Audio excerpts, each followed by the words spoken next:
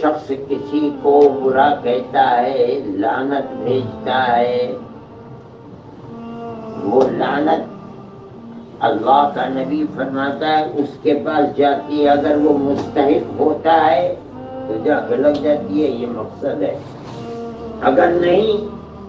تو واپس آتی ہے۔ جو شخص کہہ رہا ہے جھوٹ بول رہا ہے اس کے اوپر لعنت لگتی ہے، تکفیر لگتی ہے، غلط بات ہے،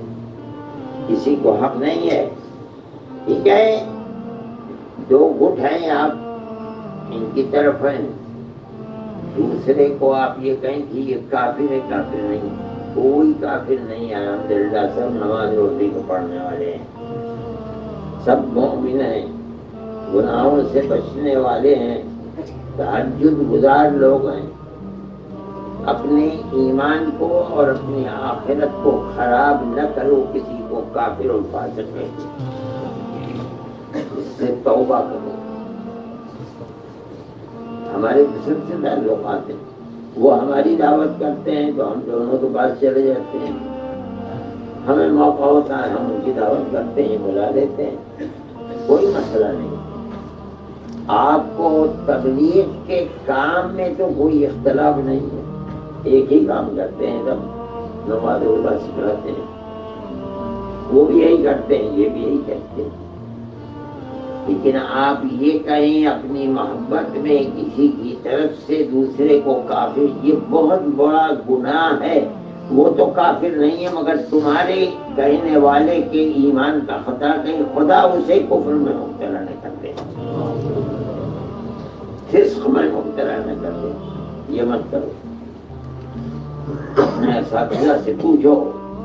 بتائیں گے۔ ٹھیک ہے، کسی سے کوئی غلطی ہوئی، ہمارے سامنے مسئلہ آیا دارالعلوم کے سامنے، دارالعلوم نے اس کے اوپر فتویٰ دے دیا، اس نے اپنے اس گناہ سے یا اس علم اس چیز سے جس کو وہ صحیح سمجھتا تھا اس سے رفع قبول صحیح نہیں تھی، اس سے رجوع کر لیا، مسئلہ ختم ہو گیا۔ آپ اپنی دنیا کو دیکھتے ہوئے اپنی آخرت کو خراب نہ کریں، یہ پیغام ہے میرا۔ مجھے تو بڑا افسوس ہوا کہ سن کر کے دوسرے کی تکفیر کرنا، اعوذ باللہ، یہ تو بہت بڑی تباہی کو اپنے سر کے اوپر خود اٹھانا ہے، ایسا مطلب